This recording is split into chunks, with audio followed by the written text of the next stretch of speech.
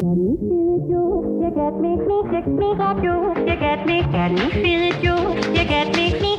I'm Corey Nathan, and this is Talking Politics and Religion Without Killing Each Other. Your home for engaging conversations about the topics that matter most in our culture. If you love nuance, if you want to better understand different points of view, if you're tired of the screamers taking all the oxygen out of the room, if you'll enjoy edifying, provocative, and fun conversations among high-profile public figures and regular folks like me, you love talking politics and religion without killing each other. Thanks for spending some time with us. Enjoy today's show. Welcome. We are talking politics and religion without killing each other. So glad to have a place to talk politics and culture and important stuff without a bunch of screamers, except for me. I scream sometimes. And that way we can get to some nuance, do some deep dives, and we don't mind having some fun either. And by the way, if you like the show, tell a friend. Seriously, listeners recommending our program to their friends and family who might like it is the number one way word gets out about what we're doing here. And with that, I am your host. Glad to be crossing the divide with Jessica, the reporter. So was that a little smoother, Jess? Very good, very good. And I just want to say, people are actually getting back in their cars and going places now. So put us on in the car. We're a great listen. You don't have to worry too much about the kids overhearing something with a lot of screamers, although we do have the explicit rating and we don't know if our guest today might take advantage of that. So stay tuned. Yeah. You doing all right, Jess? Everything good? Yeah. We're at horse camp in Pennsylvania and, was up all night with the 3-year-old. So just another day at the office. Lovely. Without further ado, our guest today is Bill Kristol. Many know Bill from his days in government, serving in the Reagan administration and as Vice President Dan Quayle's chief of staff during George H.W. Bush's presidency. Bill then went on to become founder and editor-at-large of the Weekly Standard, which, not so coincidentally, was the standard for conservative thinkers with such renowned contributors as Max Boot, David Frum, Charles Krauthammer, and possibly my favorite sociological political writer ever, David Brooks, in addition to guys like Tucker Carlson, but we'll get to that. Today, Bill is editor-at-large of another one of my favorites, the independent media outlet, The Bulwark. We've had Charlie Sykes on here, who's also fantastic. Bill is also chairman of the board of the Republican Accountability Project, which listeners of this program will know as we've often cited the GOP Democracy Report Card. It's an important reference. And among his many other endeavors, I don't know how you have all the time for this, Bill, but Bill has a great podcast aptly called Conversations with Bill Kristol, on which he has in-depth, thought-provoking discussions with leading thinkers and figures in American public life. But today, we get to have our own conversation with Bill Kristol, and we are truly honored to have it. Bill Kristol, thank you so much for joining us. How are you? I'm fine. It's my pleasure to join you, and thank you for that excessively kind introduction. My general experience has been whenever people give you that kind of glowing introduction, you're about to be taken down and debunked and he's on guard and embarrassed in a bunch of ways. So I'm not defensive or anything, and you guys go right ahead and do your thing here. I don't think this will embarrass you, but you can always say move on, but I don't think you will. I want to start this way. I've been doing a lot of reading, not only of a lot of your past work, but also of two other individuals whose work is so erudite, so literate, challenging, thought-provoking. Two people I would have loved to have met. Those two people are your parents, Irving Kristol and Gertrude Himmelfarb. And having read so much of their stuff, I am so curious what the typical dinner conversations were like growing up in the Kristol household in the 50s and 60s. Well, it's nice of you to say nice things about my parents, and I think their writing is certainly worth reading. My father's essays on America and democracy and many, many topical issues, but also beyond topical issues, challenges to capitalism and liberal democracy. My mother was a distinguished historian, mostly of Great Britain, 19th century Great Britain, various Victorian and post-Victorian and pre-Victorian thinkers, but also then more broadly also about America and other historical topics. So it was nice. They were good parents, I've got to say. And, but they went out of their way a little bit, I think, in contrast to friends of theirs in the New York intellectual circles in the 60s when I was growing up, not to try to have the house be, the apartment be at all, a hot house or whatever. I mean, they were who they were. They had the friends they had. So I probably grew up with more books and more professors at dinner than, the typical person, for better and worse.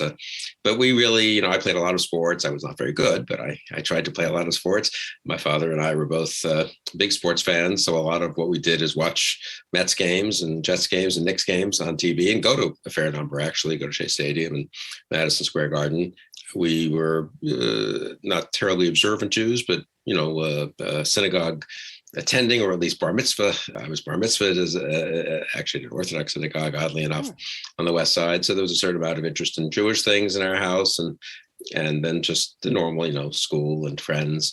We lived in Riverside Drive in New York. I used to go to the park to play various sports. I said not that well, but baseball in the summer, and basketball, and some touch football. And so really, everyone wants some dramatic story about, not everyone, but sometimes people think there should be some dramatic stories of me learning Latin at age 4, or, discussing Plato at age 7, but there really wasn't much of that. I did, obviously, some of it rubbed off, and I probably, as I say, had more exposure to different thinkers than some of my peers. We had lived in England from when I was about 6 months old till about 6 years old. My father edited a magazine there.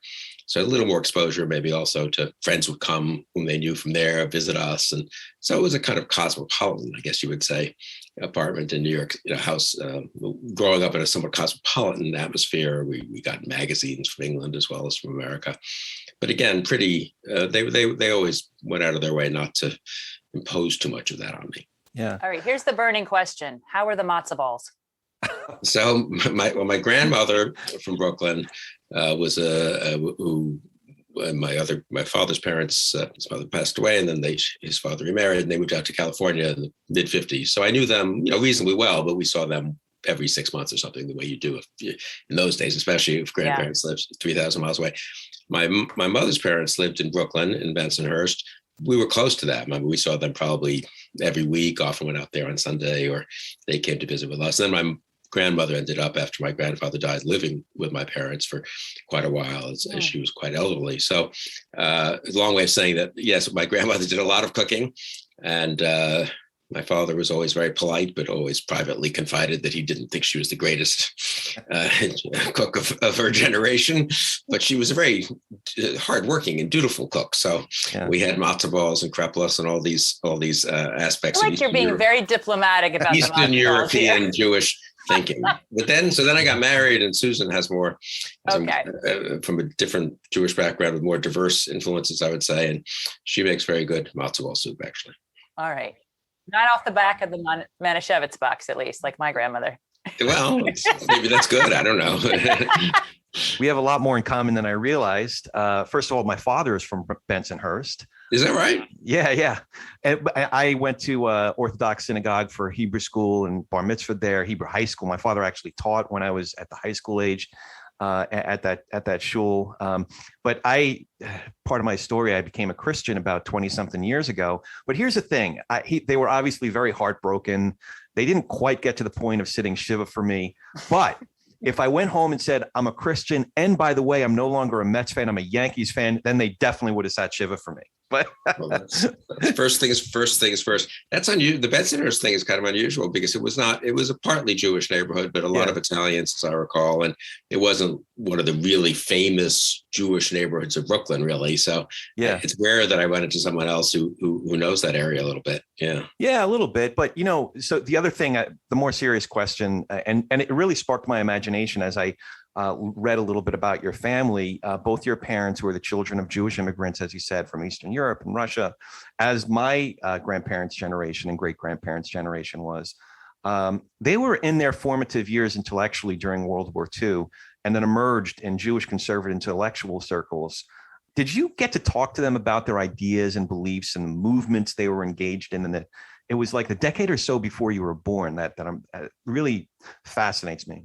Yeah, it fascinated me kind of as a kid, too, because it was such a different world. I mean, I grew up middle class, upper middle class, maybe ultimately on the Upper West Side of New York. But they had grown up, the children of immigrants in Brooklyn, had gone to New York public schools and then to City College, in my father's case, in Brooklyn College, and my mother's. So it was it was interesting just, it's only one generation apart, but it's kind of a different world. So I had a lot of just curiosity about it, and they liked talking about it.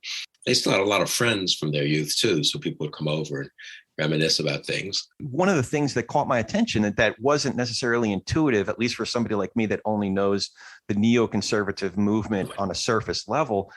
For example, your mother went to Trotskyite meetings. Yeah, so I mean, they weren't.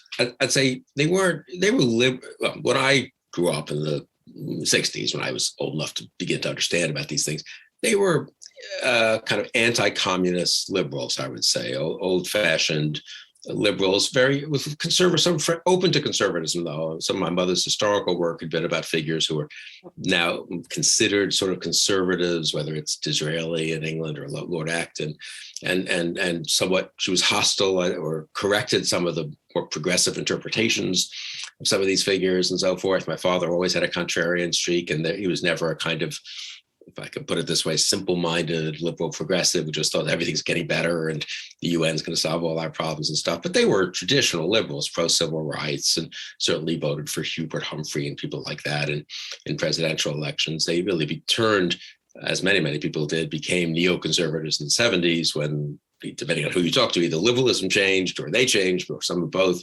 And then they ended up being, for Reagan by 1980, but always a little bit different from the standard, I'd say, conservative movement. So it wasn't so much that, but they had been Marxists when they were very young, as many people were in the 30s and the late 30s and the height of the Great Depression, many young intellectuals.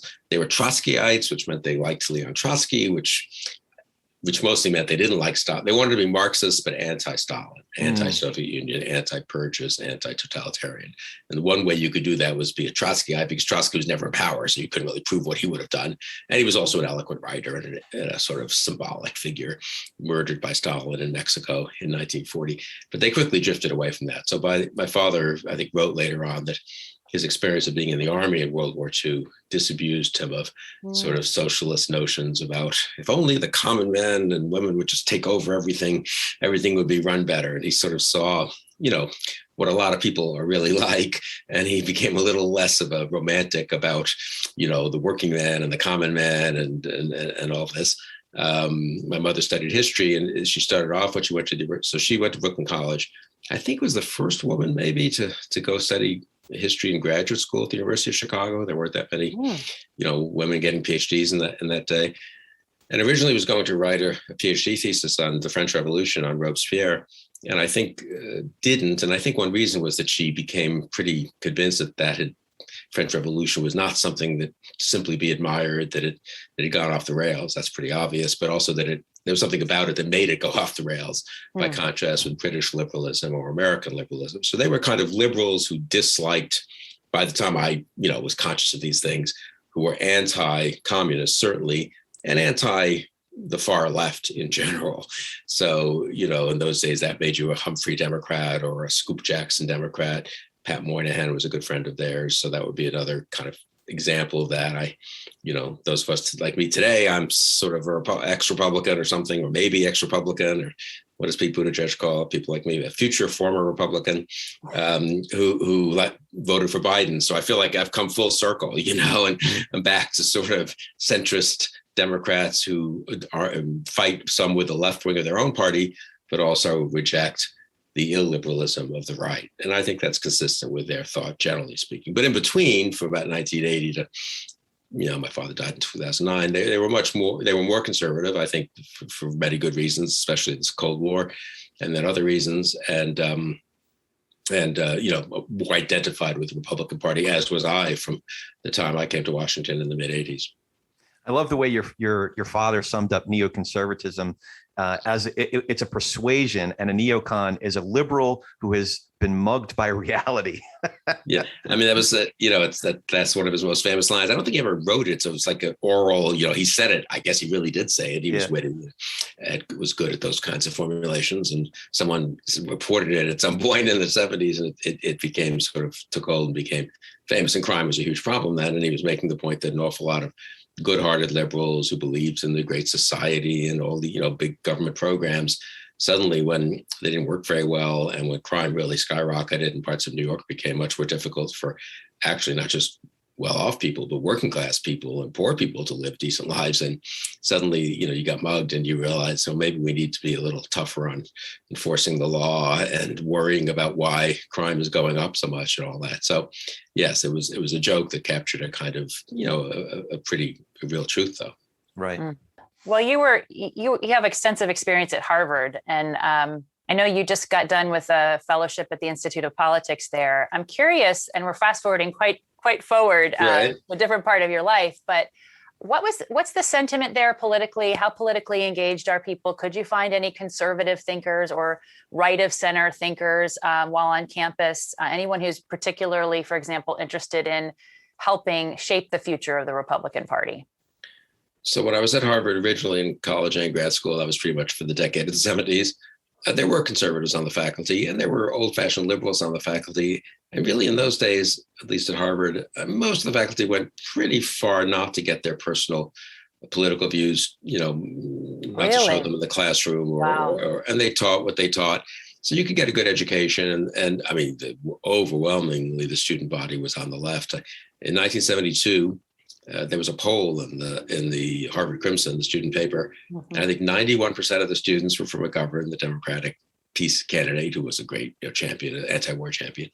3% were for Richard Nixon in the general election, and 5% were for Eldridge Cleaver, the Black Panther candidate. So Nixon ran behind the Black Panthers at Harvard in 72. But I've got to say the atmosphere was, so one knew one was in a minority, one went to debates, and there'd be a little bit of, hackling or something, but it was a pretty tolerant environment and a pretty good educational environment, honestly, I think. I then taught at Harvard a little bit in the 80s and then went back and taught occasionally in the 2000s. And so I have had sort of a foot in the academy, or half a foot maybe, over the years. I do think one thing that's gotten a little bit worse, maybe more than a little bit worse, is the old-fashioned sense that, politics is one thing and education is another. It was never fully that way, of course. Can't ever be fully that way. Has really eroded a lot. And I just think that the next generation or two of professors, much more willing to be not just political in their writing, which they're certainly entitled to be, but let it spill over a little bit more into their teaching. Having said all that, I've always had good experiences there. I got to say, I did teach. So I led this reading group at the Institute of Politics at the Kennedy School this past spring. So that was the spring of 2020. It was entirely virtual. It was on Zoom. I accepted it, hoping I could, be fun to go back to Harvard a couple of days a week, 2-3 days a week. Susan, my wife, would also was a Harvard grad. We'd go back. We still have friends there. But of course, it ended up not to be being on Zoom, which was fine. But it wasn't quite the same experience. So I say that partly because you learn less about the students if you're not there. They don't have coffee after class. They come to your quote office hours virtually. So I met a fair number of them, I feel like, and I enjoyed my conversations with them. But it's not the same as sitting around, after class or before class, or someone just drops by your office unannounced, or you even have dinner with students and so forth. I enjoyed it. I thought it was good. The students were very intelligent and interesting. I've got to say, the thing that struck me the most, and this will sound like I'm being politically correct, but I'm really not. I'm just making an empirical observation, is how diverse the students were.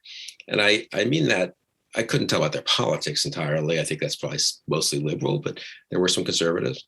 But also just from all over the world, from many different immigrant backgrounds. In my day, they were the sort of old-fashioned Harvard people. Then there were the people like me who were the kids of, Jewish, grandchildren of Jewish immigrants who were making the world, some other immigrants of that nature, a few African Americans. I mean, now it's just, America's changed a lot. You really see it when you see, a swath of 18-year-olds, and you see how many are the children of immigrants or the grandchildren of immigrants from a ton of different countries all around the world. And I was super impressed with them. I mean, I've been very pro-immigration in the last few years, partly because of Trump, but I seeing these young people and, just made me think it's such an advantage for the United States to be the place that if you're energetic, ambitious, among the probably more intelligent or, people who can conceive of going to another country and making another life for themselves, which is pretty challenging when you think about it. I mean, we're the place they want to come. Such a huge advantage for us in terms of scientific advancement, technology, business. But I think the culture as a whole, it really reinforced my pro-immigration biases, and not all these. Some people were themselves the children of professionals, and so you could say, well, we should be careful and take doctors and computer scientists. But a lot of them were not. A lot of them were the children of people who came over as refugees, as fleeing oppression, and their parents worked whatever jobs they could get, and they still made a great. These kids, I think, will have a great future. Anyway, I found the whole thing pretty.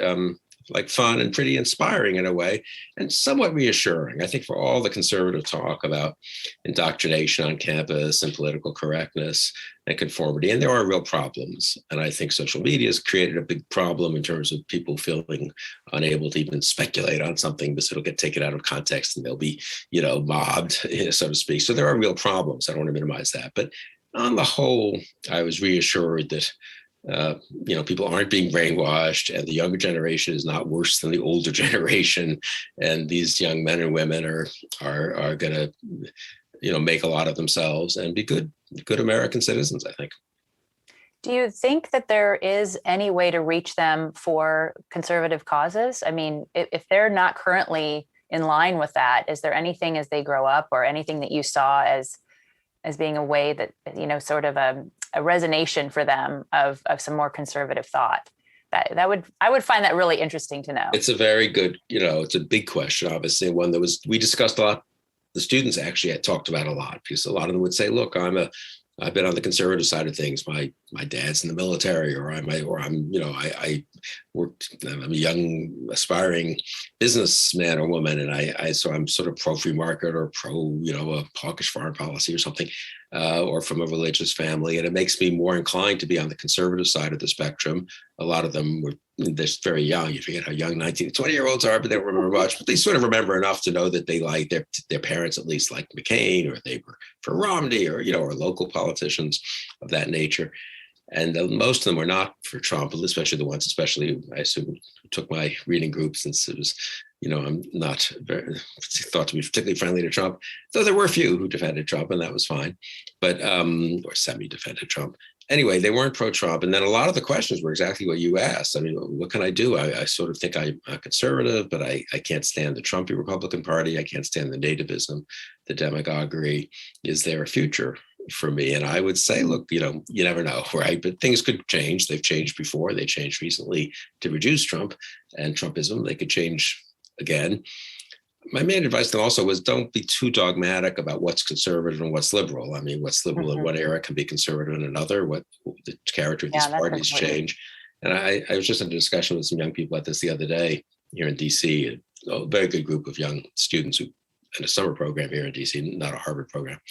And this came up a lot. This was a more conservative oriented students. It's kind of a conservative-ish program. And I guess I ended up saying, look, don't think so much about how can you be a conservative? How do you intersect with conservatism?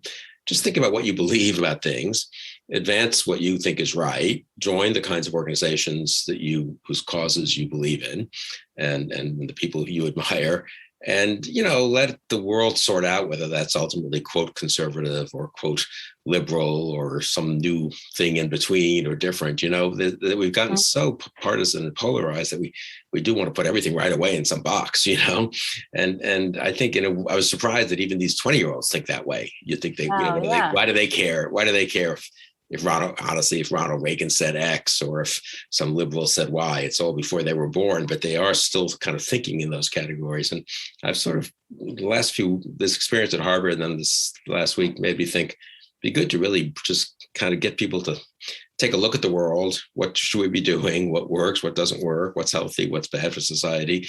And so forth. And, think about that a little more than, worrying that, I don't quite fit with this group here. Now, in a practical way, if you want to run for office, and you got to think about that kind of stuff. And so I'm not saying you can just avoid it. Well, I think you're running into questions of identity, right? I mean, they don't want to be labeled in a certain, how do I label myself appropriately? That seems very age and generational appropriate. Yeah, that's a very good point, Jessica. I mean, I would say I'm older than you, by quite a lot. I mean, when I was young, we really didn't think of that as central to our labels. I mean, you saw a little bit in the Vietnam War, I guess, but the New Left, but I don't know, politics and the parties especially were really secondary. Politics was important, But the Republican Democrat, there were liberal Republicans, there were conservative Democrats, there were all kind of politicians who you didn't trust anyway, and you admired thinkers more than politicians or artists. I mean, I don't know. I do feel like the partisanship has become much more a part of people's identity than it used to be. And maybe that's that's caused by a million different things, obviously, and maybe it's not all for the worse, but I think it can be for the worse. I think it's not the healthiest. It's unfortunate that people have to spend too much time thinking about Republican and Democrat instead of about the content of these ideas and policies. Something you said just reminded me of a column that you wrote for the New York Times in 2008. After opening with a more charitable view of Sarah Palin, then I think it was Peggy Noonan that wasn't as charitable. You said, conservatives' hearts have always beaten a little faster when they read Horace's famous line, "I hate the ignorant crowd and I keep them at a distance." But is the ignorant crowd really our problem today? You went on to say, are populism and anti-intellectualism rampant in a land? Does the common man too thoroughly dominate our national life? I don't think so. You said, since World War II, the American people have resisted the temptations of isolationism and protectionism and turned their backs on a history of bigotry. I joined them in taking my stand with Joe the plumber in defiance of Horace the poet. Now, I'm not going to have you account for everything that you've written over the years. You've written quite a bit and how it holds up. But a couple questions. In light of that view in late 2008, how much has the landscape changed? Have we resisted the temptations of isolationism, protectionism? Have we embraced bigotries? And to what extent were figures like Sarah Palin and Joe the plumber canaries in the coal mine? No, I think that's a very fair question and a good question, and something I've thought about some, though I didn't recall that column. It's kind of interesting to hear it in retrospect. So I think generally me and people like me thought from about 1980, let's just say, to 2008, that on the whole, the American people have been pretty sensible about most big policy issues, in terms of that the intellectuals had often been wrong. They'd been the ones who believed in myths about the Soviet Union or about what would happen after the wall fell, and also various policy myths, both on the left and to some degree on the right, Pat Buchanan and stuff. And the public had kind of shaken that off and had elected Bill Clinton and then George W. Bush and had, beaten back the extremes of both sides. And policies were, there were some tough things in the world, obviously, but policies were pretty sensible. And so I was much more, frankly, pro-American public and skeptical of elites maybe than I should have been. I think the skeptical of elites part maybe was right, but yeah, there was a kind of romanticizing on my part, probably, of Joe the plumber, and if that matters, Sarah Palin, whom I knew had met once, and who seemed to be a decent governor of Alaska, and I kind of assumed would end up being somewhat more populist than I was, or than John McCain was, but kind of a useful, dose of populism in a politics that had gotten a little too insular and elitist. That wasn't a crazy view, I think. A lot of people had that view at the time. She turned out to be totally not up to the task, so I was just wrong in that. I didn't know her well, but I was wrong in that judgment. Though I will say, only sentence I'll say in my defense on that was, in 2008, she wasn't isolationist or nativist or bigoted at all. I mean, she was a McCain running mate. She supported McCain's policies. She was kind of a combative person, got conservatives excited, but she wasn't terribly mean-spirited or anything like that. So I think she turned out to be not what one hoped. But I do think, yes, there was a little bit of romanticism about the public, which did probably slow down the degree to which people like me saw the nativism, which you could see in the immigration debate, some of the bigotry, some of the resentments and anxieties bubbling beneath the surface. I mean, I think people like me at the time thought, well, okay, people have these resentments and anxieties. Some of them are legitimate, of course, or at least understandable.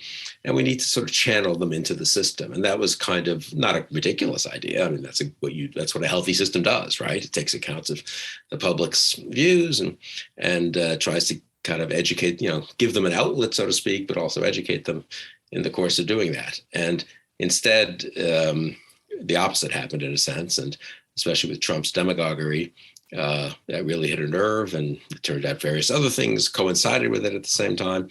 And yes, everything went in the other direction, and with a speed and a steepness of decline that none of us thought possible. So if you had said, yes, I mean, I am shocked. I just look at the American public today, and, a third of them are refusing to take vaccines, and some of them just have doubts and they're a little hesitant, and they'll do it if they have to. But half of that third are just crazy, are in the middle of conspiracy theories and are berating people who are trying to do the right thing, and are, they speak about their fellow Americans in tones that really was confined to a pretty small minority on both sides. I would say 20 or 30 years ago, it has now become mainstream, at least on the right. Left is the liberals have actually done a better job of disciplining their borders, I would say, though there's some of that, of course. So, no, I think I was overly hopeful about the ability to channel populism in a constructive way. And now we're at and also once this starts to spiral downhill, it tends to have a self-reinforcing character. So everyone has to be worse than the next person. So we've gone in from, a certain amount of demagoguery in 2014 to sort of insane levels here. And it's only 6-7 years later.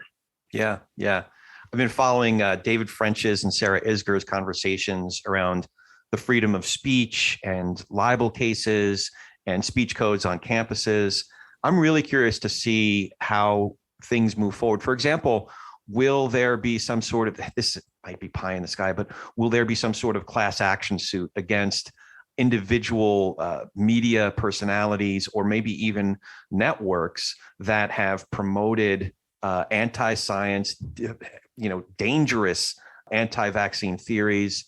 Is there accountability of any sort, or in the broader scale of free speech? While we believe in the freedom of speech, is it healthy for our culture for everyone to have a microphone? But that's, I guess that's another issue. We'll be listening. No, I mean, I'll just say a word about it, though, since it's interesting. I mean, we're not going to turn around technology, so people will have. There are some good things about everyone having a microphone. We have microphones. What's that? I know. And there's an argument that I shouldn't have one. So. Yeah. No, I would say in the early years of the internet, of podcasts and everything else, I was a big defender, and I think correctly so, of the democratization of information, the extent to which you wanted to break up the clubby world of, the people who wrote for 3 or 4 papers and got themselves on television. I was part of that world. So, but in many ways, but it was not healthy for a massive democracy like ours. So I was very, very much a fan of the kind of dispersion of influence of microphones, if you want to put it that way. And I still would defend it on the whole. Anyway, it's not going to be changed because the technology is sort of like trying to repeal the printing press and worrying about everyone buys books, God knows what ideas they'll have. And people did worry about that a lot. There's a reason the Catholic Church did not allow people to just print Bibles and translate them into the Vulgate, into the vulgar languages, right? Because they didn't want everyone just coming up with what they would have regarded as kind of their own interpretations and crackpot ideas. And so they wanted to control information. And of course, other regimes have done that a lot. We're not going to do that. We shouldn't even try to do that. It really is not a good idea for me. And so the fact that you have a lot of crackpots, some demagogues, some panderers, some troublemakers, that's not that new and probably is to be expected. And there'll be some more of them because of the widespread availability of microphones, as you put it. For me, the failure has been the failure. So the public is the public. It's going to be a mixed bag. The failure is the failure of the elites to hold anyone accountable, just what you were saying, and responsible, and the indulgence of these kinds of things. With Trump, the fact that Trump's a very effective demagogue, the fact that a demagogue could win the nomination of one of our 2 major parties, it didn't usually happen, but you can imagine, one could always have imagined it happening. Win the presidency, unfortunate, but okay, 1 term, maybe not so terrible. The story for me of the last several years is the total collapse of Republican elites and conservative elites in accommodating, rationalizing, excusing, and enabling Trump and Trumpism more broadly. And not all of them are out there screaming and yelling the conspiracy theories, promoting the big lie, but a heck of a lot of them are not challenging it. And a heck of a lot of them are quietly going along, or mumbling a little bit, or sort of echoing it as much as they have to stay alive. And that's, I think, been hugely damaging. So, and that I can't say I would have expected. I mean, someone like, people have put their political careers first, I guess, but even within the boundaries of kind of staying in office, they've been so much worse than they need to have been, I guess I would say. And they could have, I think, done a lot of good for this country by stopping a lot of this earlier on. But now we're in a situation where everyone is so used to enabling the demagogues and not taking them on, that when someone like Liz Cheney just says, in a very commonsensical way, hey, we cannot have a country where, we're just telling people the election was stolen when it wasn't, when we've incited this January 6th insurrection, and when we're now not going to come to grips with what happened. And we can't have a party, she's saying, where we're just going to pretend Trump was kind of a normal politician. And you know what, if he runs in 2024, that'd be great. If, why not support him? And she's unwilling to say that. And now she's the outcast. I mean, that's a very bad situation. Yeah, but remember, she was supposed to raise money for the party in that capacity. So she was at odds with the leadership on the messaging.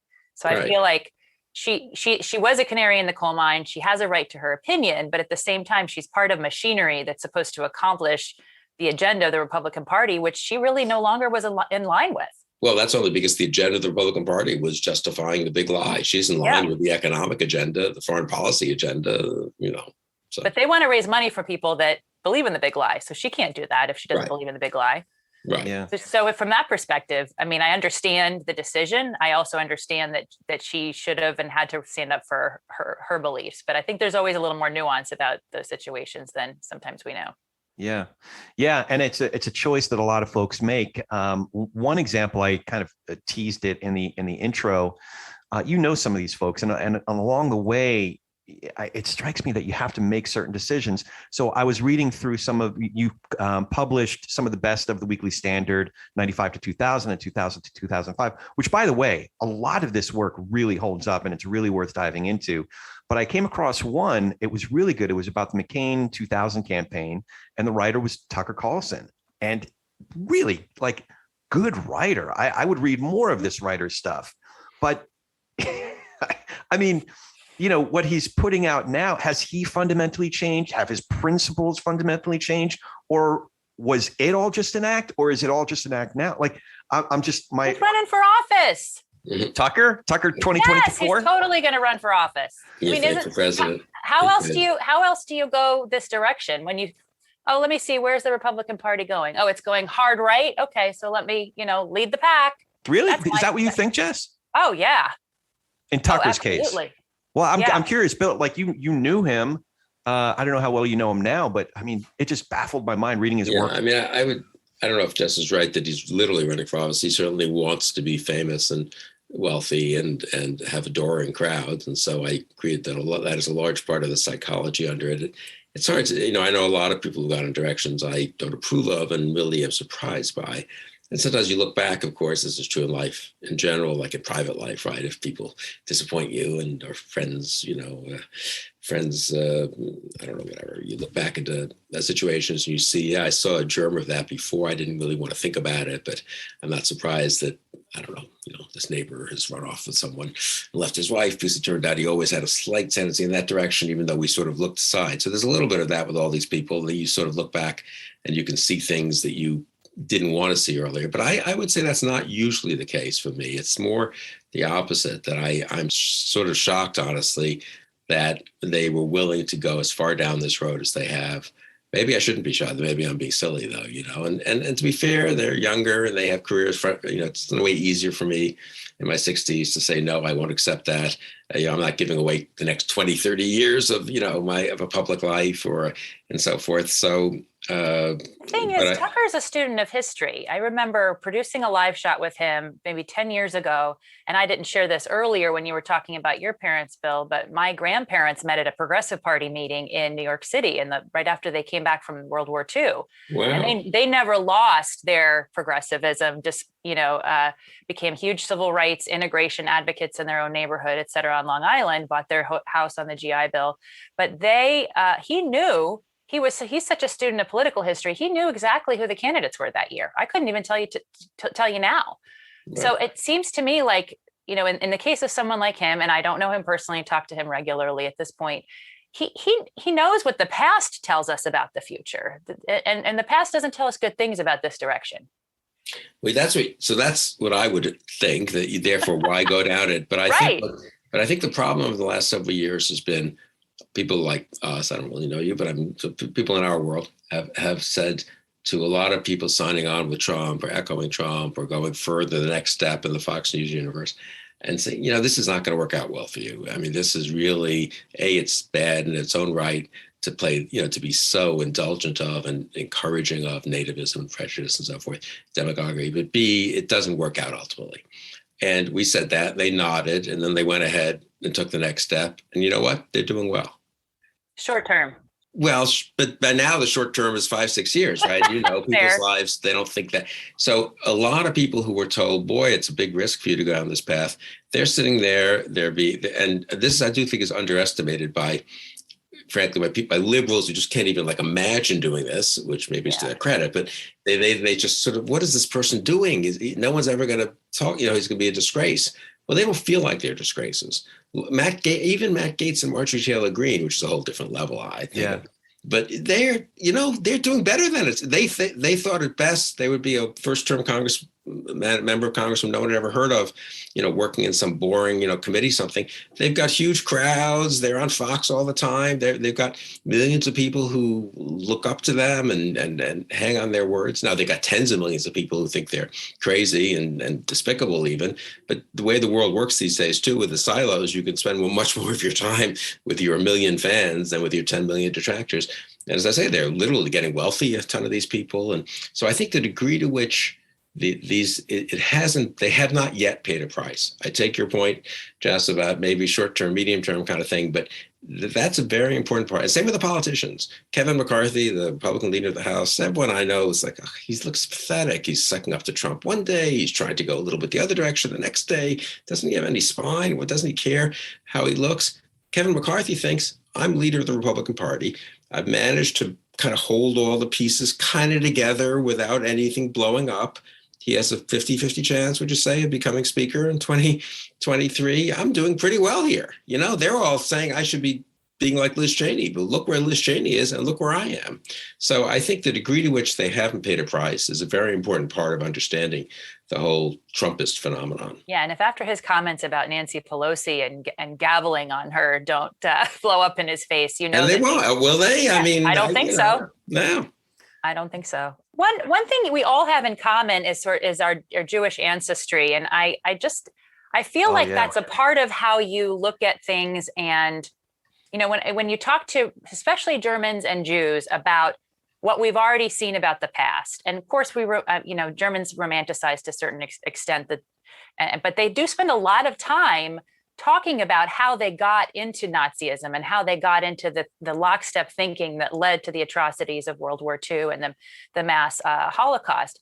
I just have to wonder if that's part of what guides you as a political thinker in sort of charting a different path and being willing to chart a different path than sort of the WASPs of the party or the folks who haven't really had a close experience with totalitarianism leading to atrocity and how quickly we can get on that path as human beings. Yeah, I think that it's hard to, psychoanalyze yourself and say what causes you to go in a certain direction. But I do think Jews have been sort of disproportionately Jewish conservatives. Some have gone along, some of them who really are pro-Israel, and I am too, but they've put aside everything else because Trump has been in his own way pro-Israel and so forth. But I do think there's more sensitivity to the price you may pay for indulging in this kind of demagoguery. And for now, it looks like, oh, come on, it's a little bit of rough talk, but is it really going anywhere? And it's still America. People are protected. But I think we do see maybe a little more how quickly, and I think we're right about this, how quickly those protections can start to get eroded if people get used to this kind of discourse and this kind of behavior even. And I would say this is true of other immigrants and children of immigrants. I've been struck by that. If you look in the circles I now move in, which let's call them never Trump, sort of ex-Republicanish type circles, there are a disproportionate number of children of immigrants from all over. I did those conversations. I do the conversations with Bill Kristol. I did a good one, I think, with Roya Hakakian, who's in Iran, came over from Iran at age 19 in 1985. Actually, she went to Brooklyn College, actually, because as an immigrant. And another good sign. Yeah, she got off, literally got off the plane and sort of didn't speak English really much, but nonetheless was able to go to a college, and now she's teaches at Yale and so forth, but as a poet and writer.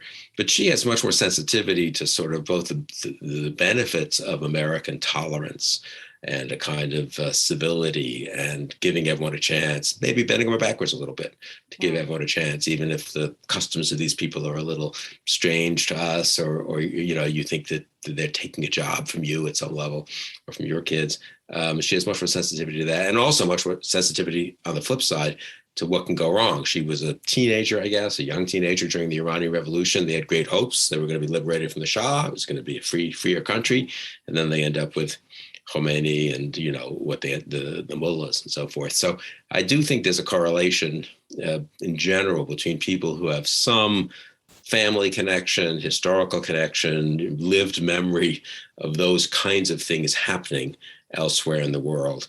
And people maybe like Tucker Carlson, who just thinks he can indulge in all this and nothing good is fundamentally going to get lost maybe. And meanwhile, it's kind of fun to be being outrageous and all this. You'd think COVID, you think some of these practical things, on the other hand, would have brought it home to people that, it kind of does matter if you discredit science so much that people are getting sick and dying, and getting other people sick unnecessarily.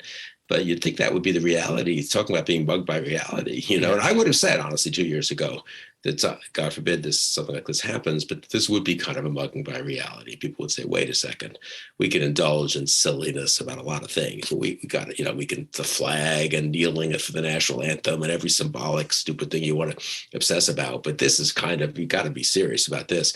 But it turns out that's not what happens. It's the opposite. All the kind of performative symbolism spills over into the substantive areas. And suddenly everyone's deciding not to get a vaccine because it makes them feel like they're standing up to the left-wing authorities or something, I guess. Well, I think there's also a lot of distrust of the government, and that no sense of what is real anymore between the influence of social media, the disintegration of fairness in the mainstream media, and sort of being an arbiter of truth. But that's just my 2 cents. No, I think that's a very important point. But I would also say then, in response, to add to that, one way to handle that would be if you live in a red state, in Florida or Texas or whatever, if the governor, whom you probably voted for, if you're one of these people, Abbott or DeSantis, if they had been lecturing from the first, look, I have huge political problems with the Biden administration and I got this, but we need to do this. We can't mess around with this. It would have been very different from the kind of fostering of this distrust, which already was there, as you say, and which has now led to such disastrous consequences. Yeah, and there are some, to be fair, Asa Hutchinson, for example, of Arkansas, you can't lump him in the same boat with... No, but he's been totally denounced by the Republican Party of Arkansas, right? Yeah, there's a cost to saying such things like, actually, gravity is real.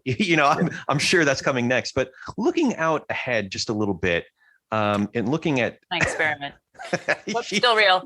Jessica's proven my point. And looking out ahead just at 2022, how do you see things shaking out? Should we be nervous about a speaker, Kevin McCarthy, other than, him gaveling Nancy Pelosi, or, are some of, I think... Shouldn't laugh. Well, it's looking at some of the so voting. Bizarre. It is. There's so many intertwined. This is a kind of a complicated question, but there are so many intertwined issues. So, for example, a lot of the state legislatures are passing these voting laws around the country, some of which I think are just performative, frankly, to, you use that word. It's in trying to give succor in a passive way to the big lie. But I think there are a few of these laws that really are substantive, that really do strike at the heart of the Democratic Party, or the democratic process, I should say.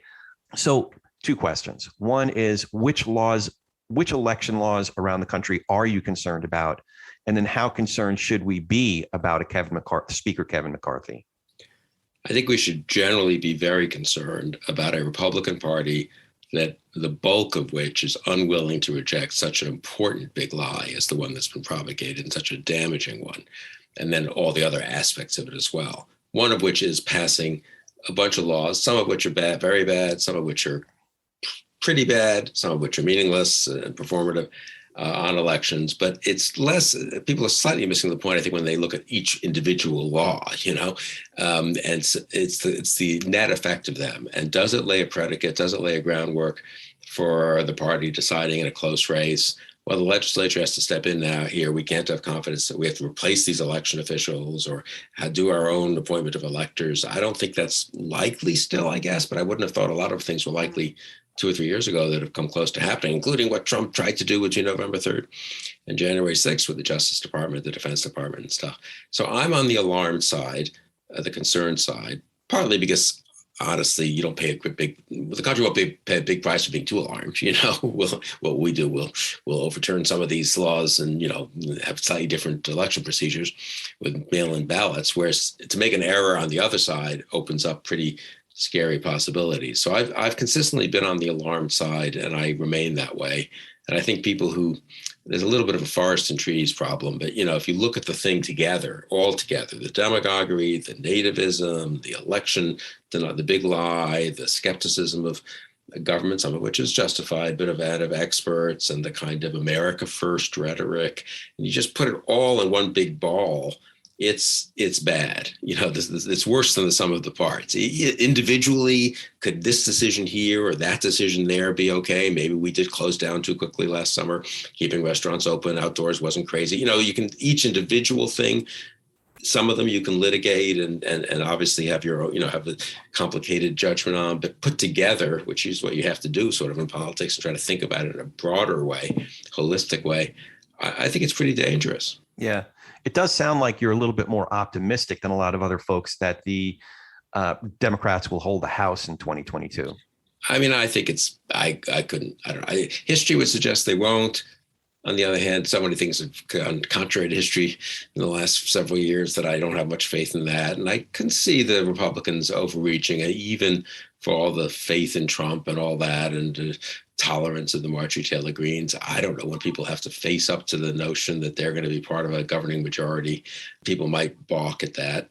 And so and Biden has done pretty well in my view, and the economy may well be pretty good, and hopefully we'll be over even this last surge of COVID with the Delta variant. And so, it could be the election in 22 could go counter to the historical norm. The historical norm is a strong one, though, and it's that almost always the party in power, the party with the White House, loses seats. That's not the factor that I'm looking at. I look at that as an old stock operator, as a technical data point, and I'm not convinced that technical data point holds. I'm more concerned about specific voting laws as well as redistricting. I think it's fair to say that redistricting will result, I've heard, anywhere from 3 to 12 net Republican seats. So those are the ones that I'm looking at. So the Democrats have to have a good day, but I was curious. I went back to Bill Kristol's work, and I've heard you make reference to this. 3 presidents that can be considered standards for neoconservatives include Teddy Roosevelt, Ronald Reagan, and I was surprised that Franklin Roosevelt was included in that list. So one, if FDR is on that list, why not Lyndon Johnson? And 2, in some ways, from what I've seen thus far, if FDR is on that list, might Joseph Biden be on that list? So I think my father, I can't remember the context of what you wrote, that he's probably trying to really distinguish neoconservatives from more traditional, Bill Buckley conservatives who had always been anti-New Deal, anti-FDR. People like my father, they'd been pretty pro-FDR. They'd been very pro-Truman, let's say, in 48, and just say pro-Hubert Humphrey Democrats and so forth. So I think they would be inclined to they were reminding my father was reminding the older conservatives that, the New Deal did not work out that badly. Were there some stupid things? Sure. Could government be cut back a bit? Sure. But is it terrible that we have a safety net? And then with the Great Society, I take your point. I mean, people like my father were never upset about particularly Medicare, and other, so they were in favor of the Civil Rights Act. They thought this Great Society, the big government stuff went too far and it had some counterproductive effects. And of course, Vietnam didn't work out well. So maybe that's why LBJ doesn't make that list. But as I say, they were friendly to a lot of old-fashioned Democrats in the 60s and 70s. Reagan, for sort of obvious reasons, Cold War, and I think getting the economy going again. I mean, this is a big question about Biden. I mean, could he be, I don't know if he'd be exactly FDR, but maybe Truman, or, could he be someone who sort of stabilizes the situation, gets the country going in a reasonable direction, as kind of a transition to other, Truman wasn't quite the next generation, that was really after Eisenhower, but ultimately the transition to the next generation. I do think Biden may be the only Democrat who could have beaten Trump in 2020. We all worked pretty hard to help him in the primaries and then in the general. And, maybe he's what, his history works in funny ways, and maybe he's what we need. I do think the future is very much up in the air, in the sense that we have a temporary kind of, I don't know what it is exactly, a calm before the storm or something, somewhat stable leadership. The Democrats have very tenuous majorities, but they're holding in both houses. You've got competent people running things with Biden and Pelosi and Schumer, I would say. They know what they're doing. It's not like a, ridiculous thing. But they're all in their 70s. And where do the parties go? Where does each party go? Where do the politics go in Congress or in the executive branch 5, 10, 15 years from now? That, I think, is really hard to tell. It could be good. I mean, things could get better. We could have a kind of new burst of energy and of productivity and of people coming together. Maybe the old parties, the kind of incredible partisanship begins to break up. Maybe it's overdone. If you want the stock market analogy, it's like you can't, we're like a partisanship bubble, polarization bubble. And at some point it does burst, but people have been waiting to burst for a little while here and it hasn't.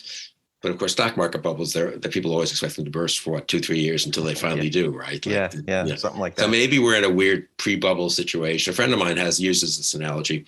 He's in business for Trump. I mean, he keeps thinking that, it looks very powerful now, but maybe it is a little bit of a kind of, at some point, it just kind of, pops. But anyway, it hasn't yet, and you can't count on that happening. And meanwhile, a lot of damage can be done during bubbles. So you really need to make sure the institutions are strong. I do think that's what people like me have been so obsessed with, institutions and norms. I mean, you need to make sure that we have a Justice Department that's somewhat independent of the White House. You need to make sure that the military has its code of conduct in place and isn't going to just let some politicians start to order it to do unlawful things. You do need to have a kind of structures in place that can weather the storm. Yeah. I'm curious, one last question from me, and then we'll start to wrap up. But I feel like I've monopolized this conversation, but we literally have 26 pages worth of questions, most of which we haven't gotten to. But since I'm such a fan of Defending Democracy Together and the Republican Accountability Project, often refer to the GOP Democracy Report Card, the rap sheet as it's called. Have you seen any effects from these efforts? And what do you hope to achieve from them going forward? So I think the short answer is, on the one hand, we've seen effects in the sense that, I think we've given a home to a lot of people who felt homeless with the Trumpy Republican Party and a liberal Democratic Party, at least certainly in the 4 years of the Trump presidency. We've done some good. I think we've stopped some bad things from happening and blown the whistle on some things. And as I say, given people a place to rally to. The main practical thing we've done was we helped defeat Trump and elect Biden with our Republican voters against Trump, those videos, which I think did have an effect. I think we were pretty careful and strategic in getting people to do those, encouraging them to do so, using them on social media, on digital ads and social media. We didn't go for a big splash. We did some splashy ads, but we didn't do too much of that. We really tried to speak to voters. I learned a lot. My colleague Sarah Long deserves most of the credit for this. She's thought a lot and studied a lot of marketing and so forth and persuasion. And that, it turned out we did focus groups. This is kind of interesting on the elitism and populism stuff and on the distrust of government that Jess was talking about. I mean, people did not want to hear from me, or they didn't want to hear from their senator or governor even. They didn't want to even hear from celebrities, which normally you'd think, okay, an actor, that's kind of, they just distrust all of that. Any nicely packaged ad, this was summer of 2020, we were testing this, nicely packaged ad, even if it showed Trump doing terrible things, they think, who knows if we really did those things even. They can cut the video these days to make it look like he's saying things he's not. What did get to people, and this is what we ended up doing, and I think we had an effect, was these little self-produced videos on your phone, literally on the iPhone, that we asked people to send in to us. We clipped them a little to, just make them short enough that people would watch. But we didn't, literally we clipped a few things out. We didn't add anything. We didn't edit them, so to speak. We didn't produce them. Some of them we used later for ads that we produced them a little bit. But even so, the video itself was what it was. And these were videos of people, almost all of them were Republicans or former Republicans. Almost all of them who had voted Republican most of their lifetime. Many of whom had voted for Trump in 2016. And so the typical video, you may have seen some of it, was sort of, I'm Joe Blow from here from Scranton, Pennsylvania. I voted for Trump in 2016. I was hoping he'd do better. I thought it was time for an outsider, but I was wrong. It's just he's doing too much damage. Or I'm pro-life, so I voted for Trump, but he's not helping the pro-life cause with the way he's treating immigrants and so forth. So these were real people. We weren't scripted. They said what they believed. The Biden campaign sort of got annoyed at us at one point. We heard it directly. We couldn't talk to them because of the FEC rules. That some of them said, "Look, I don't much like Biden. I don't have much confidence that he's going to be a great president. But you know what? We can't afford another 4 years of Trump. So I'm going to go in there and vote for Biden, and then we'll just figure out what we do 3 or 4 years from now for the next one." And it was the Biden campaign. One problem with political advertising is that each campaign has to say its candidate is the greatest thing ever. But the more effective pitch and the truer pitch to an actual real citizen is, look, I'm conflicted like you are. I'm not crazy about either of these people. I had hopes even for this one guy, but it's not working out. So that turned out to be most effective. And it taught me that people do respond to their peers more than to their superiors, so to speak. I mean, or people they think of as big shots or self-proclaimed big shots. That you do need to speak to people's doubts and hesitations. And this is, I think, it's not like, I guess this wouldn't work for advertising soft drinks or ice cream or, with it's the best ever, right? You wouldn't do an ice cream. Now, this ice cream isn't great, but it's kind of better than the other one you can get. And it's also a discount, but that actually works in politics because it's more real, it's what people kind of suspect. It's authentic because they have so much slick production, and these younger generations, they can get in front of their own phone. Look at what they're doing on Instagram. They make themselves look like supermodels. They want reality. So it sounds like you really struck a chord. And I think actually, not to take away from the rest of your point there, Bill, that's part of why we're hoping that these conversations that we're doing, the conversations with Bill Kristol, this sort of format gives people a window that we're struggling with the same questions and issues that they are. And we want them to have a forum to listen to the authenticity of that search for truth. And I think like I do these conversations with experts, and what's good, they're long form like this one is, about an hour, and I'll ask some of them and they'll say, well, I'm not sure about that. That's a tough one. Here's the arguments on this side or that side. I did one with Ashish Shah, the public health dean at Brown, who's one of our best really analysts, I think, of the pandemic, and is very hard-headed and calm and confident, calm and in his analysis, but also will say, look, we're not sure about this, or I got this wrong. I didn't quite realize this would be the special problem. Yeah. And I think that's I agree with you that sometimes when we do these conversations, people say, well, will you edit it afterwards to take out the sort of what we go, where we are uncertain about something, where there's a little bit of back and forth or inconclusiveness? And we would in principle, and if something really silly happened, we would take it out as a courtesy, obviously, if someone just, misspoke or something.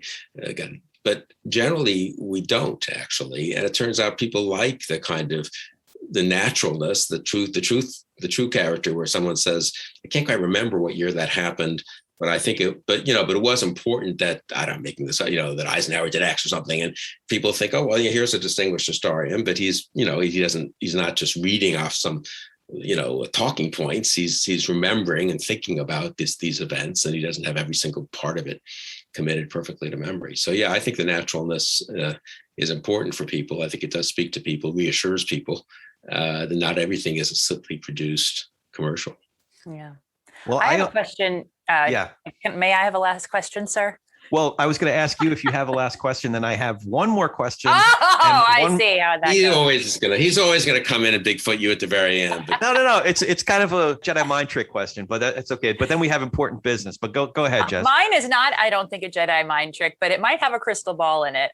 We're already getting these races that are telling us a little bit about the electorate. Texas 6th, the Virginia governor's race. I'm also closely watching what's happening with the 20 people vying to replace Senator Pat Toomey in the state where I'm currently broadcasting from. From all of the political races there are to watch, what are you keeping an eye on to give you certain indications of where the electorate is headed, and more importantly, where our country is headed? So I think in the primaries, there are some pretty obvious ones, and more of them will emerge, probably just redistricting. We don't quite know what some of the House seats will look like, where they'll be on the Republican side, there'll be different flavors of Trumpy candidates and some truly non-Trumpy candidates. And what is the market for someone who's not a Trump apologist or enthusiast? And will people be more open to at least someone who's okay with Trump, but isn't just repeating everything Trump says, as opposed to the most Trumpy of Trumpy candidates. And so in various states, Ohio, Pennsylvania, there'll be interesting Senate primaries on the Republican side. A lot of House seats where this will happen too. I think generally looking at open seats, if viewers are interested in this, looking at seats where there's no incumbent gives you a better X-ray into what the electorate is thinking. If there's an incumbent, it distorts things. People either like the incumbent or they don't like the incumbent based on various historical things. Whereas in a way, a straight open seat, Pat Toomey in Pennsylvania is retiring, a bunch of people are going to run for that seat in both parties. You get a sense of where the balance of power in each party is. And I'd say that's very much true on the Democratic side, where they'll be pretty consistently quite progressive Democrats, maybe not quite as much as AOC and the famous ones, but in that direction, versus, let's call them Biden Democrats. And there was just an election in Cleveland, and where the more Biden Democrat defeated the AOC, Bernie Sanders endorsed Democrat, I think. Also the New York City mayor's race. They've been on the Democratic side. This encourages someone like me, 3 or 4 straight races where the moderate has won.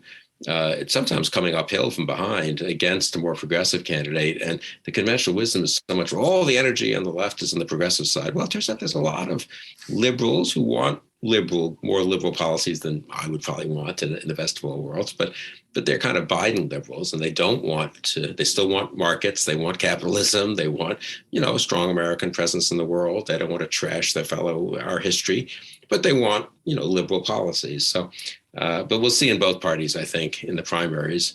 I think we'll know a lot more in a year where the parties are. Yeah. Well, shout out to our friend Emily Matthews. She's working with a Republican candidate in the Pennsylvania Senate race, Craig Snyder. And I'm encouraged by candidates like this. He's in a wide field, a lot of other Republicans who are all basically Trump wannabes. And Craig has flat out said, no, I still have my conservative principles, but I think a lot of where the party has gone is absolutely wrong. We've lost our moorings. So I'm rooting for candidates like that on the Republican side. I was a big fan of how the Democratic primary in New York City mayor's race worked out, but that's just my own opinion. Okay, so here's my last question. Color commentary guy here. I'm doing the color commentary. Craig Snyder was a student of mine at Penn. Oh, I was an assistant professor, and he's like 7 or 8 years younger. He was an undergraduate, and we stayed in touch over the years. No, and I'm encouraged we'll see how he does. Yeah. He's taking a pretty tough, courageous, but underdog position of just saying, I want nothing to do with Trump. But let's see, it'll be interesting to see how many Republicans are open to that a year from now in Pennsylvania. Yeah. So here's my last question. Do you have any questions for us? What have you guys learned doing this podcast? I'll let you go first, Corey. Oh, geez. You usually punt to me, so I'm going to punt to you while I think of a more erudite answer while you're flailing. I almost don't want the erudite, but just are your views of the country or of public discourse changed much by having done this for however long you have been doing it? Yeah, about 6-8 months, something like that. Yeah. Well, I've learned a lot from the folks that we've had the opportunity to talk to. I've learned a lot about the inside game of political strategy, or about the ethics of journalism, that good journalism is still being done. Politicians or candidates who still have nuance in their approach. Our state senator, Scott Wilk, came on in early January, late December. He's a Republican here in California, one of the few state elected in the state Senate Republicans, but he has a Democrat for a chief of staff. He has a diverse range of people on his staff. So I've learned that there's still reason to be hopeful, that there are still good people with good principles, with good grounding, thoughtful people of goodwill that are still really involved. That it's not all what some of the programs, from 5 to 8 o'clock at night will have you think. And it just gives me reason to be encouraged. I've also had some conversation. My dad was my co-host here a few times, and still will come on occasion to be a little troublemaker that he is. So I've had some meaningful conversations with him, religious issues, political issues. So for me, it's been overall edifying. I don't know if that gives you a specific answer. No, it's good. That's interesting. It cheers me up. So that's good. Yeah. Yeah. Are you going to uncheer me up, Jess? Yeah, probably. I mean, on the happy side, I am comforted that there are still thinking people that we can find to talk to us on this program that have a different way of approaching the issues that are more nuanced. On the unhappy side, I'm very much struck by how fragile the Republican Party's coalitions are, in particular because I was raised in a family that came into it, a lot of it through the moral majority and the sort of traditional values of the 80s. And yet I'm from an immigrant family with Jewish roots and New York roots, and we're very close to our immigrant heritage. So I'm very surprised oftentimes to find how much nativism is in the party and is being embraced by the party, a party that my family came into largely because it was about, liberty and freedom and not free markets completely unregulated, but a meritocracy, a genuine belief that a meritocracy was how we should build this country. So I am very much struck by that, and very much struck by the mistakes the party's made in terms of outreach to immigrants and to immigrant communities in particular. Just stunning to me how clearly not only just a political mistake, but how the party could be so much bigger now if the advice of the 2012 autopsy had been followed to do outreach to the Hispanic community, which largely has a lot more in common with Republican ideals than Democratic ideals, from my vantage point as a journalist. Yeah. All right. So, like I said, we have 26 pages of this stuff, so we could go on and on, but I won't keep you prisoner. Last but not least, how can we find you, your work on the Bulwark, and conversations with Bill Kristol? So thebulwark.com, that's the website there. You can just Google Conversations with Bill Kristol or go to conversationswithbillkristol.org.